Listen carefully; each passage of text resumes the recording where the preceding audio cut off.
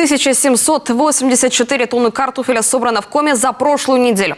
Это 51% от плана. При этом убрана только 1/5 часть от всей площади.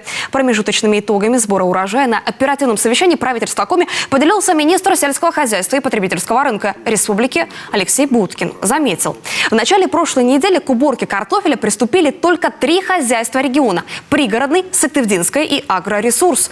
К ним постепенно подключаются и другие. Заготовка кормов продолжается. Скошено 90,2% плана. Заготовлено уже 25,7 центнеров кормовых единиц на голову. Это 108% от плана. Началась и вступила уже в такую основную фазу уборка картофеля. На пятницу убрано 71 гектар, это 19% площадей.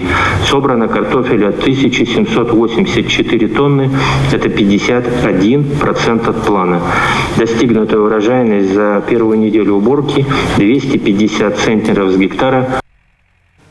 Напомним, в этом году под картофель было отдано 350 гектаров, почти в 3 раза больше, чем в прошлом. При этом валовый сбор картофеля в 2021 составил 2154 тонны. Уже на этой неделе эта цифра будет перекрыта.